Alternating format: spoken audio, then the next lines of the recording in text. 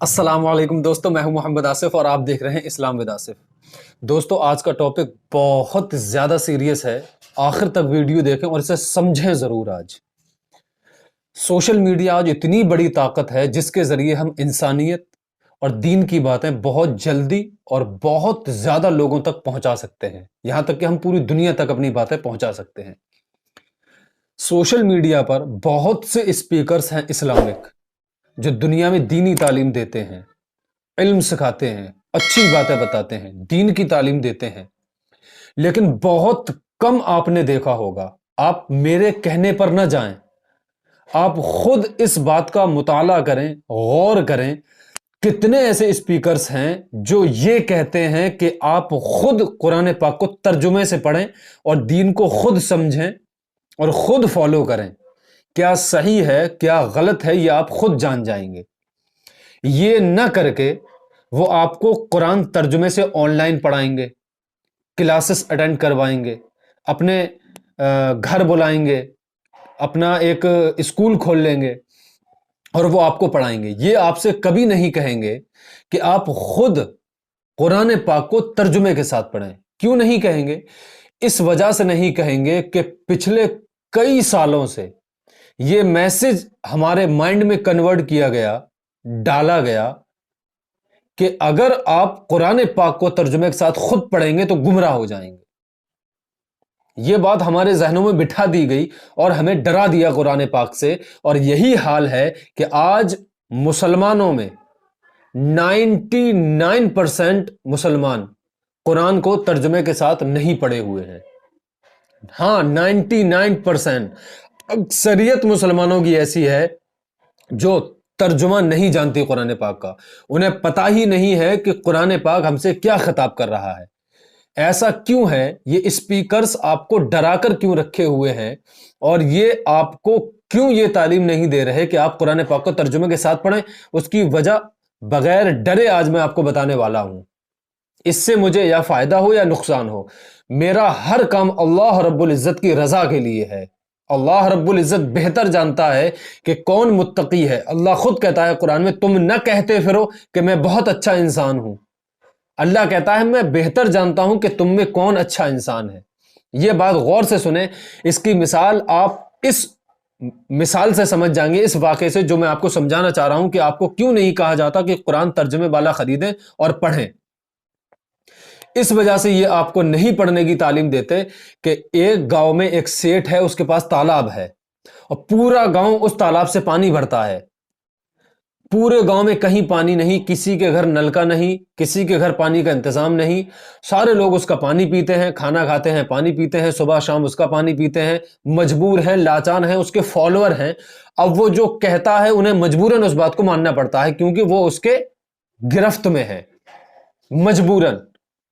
लेकिन वो सेठ इतना ज्यादा अमीर है कि वो चाहता है कि इसी गांव में और जगह भी तालाब खोल लिए जाएं, ताकि उसकी जो इनकम है वो डबल हो जाए और दूसरे गांव के जो लोग हैं वो भी यहां पानी भरने के लिए आए।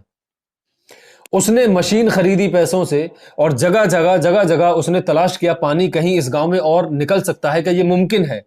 जब उसने चेक किया तो उसकी हैरत की इंतहा न रही कि वो जहां भी मशीन लगाता, तीसरी या चौथी जगह पे पानी निकल ही आता। अंदाजा यह हुआ कि इस गांव में 80% नहीं बल्कि हर गांव की जमीन में पानी निकल सकता है। लेकिन प्रॉब्लम यह है कि पानी बहुत नीची सतह पर है। यही वजह है कि ये गांव वाले मेरे गुलाम बने हुए हैं।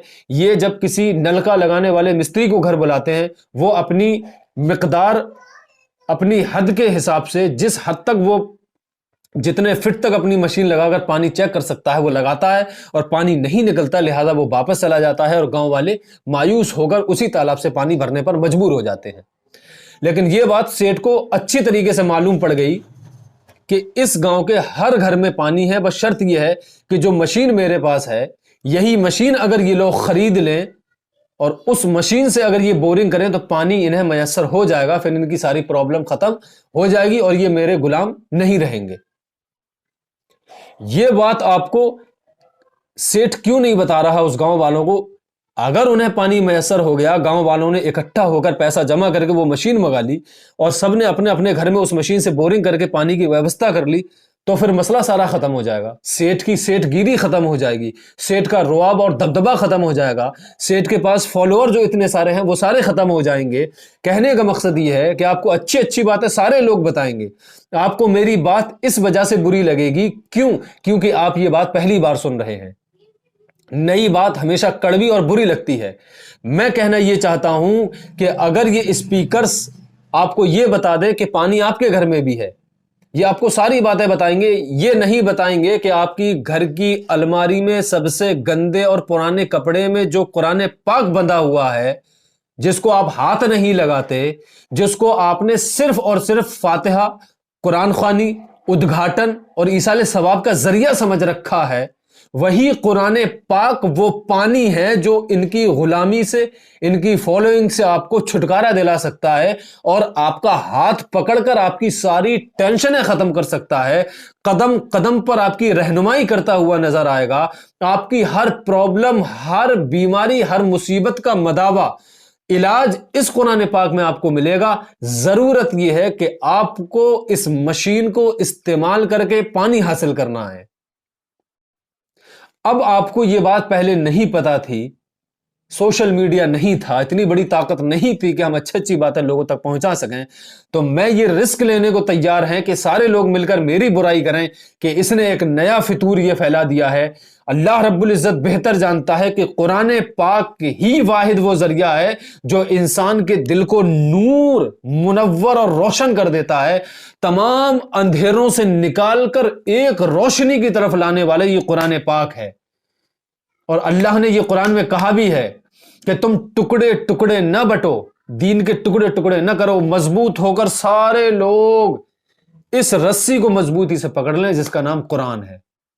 تو آپ سب سے زیادہ ضروری اور اہم کام یہ کریں کہ آپ اپنے گھر میں جو قرآن پاک الماری میں سب سے پرانے کپڑے میں رکھا ہوا ہے اس کو ڈیلی ایک آیت ضرور روزانہ تلاوت کریں ترجمے کے ساتھ۔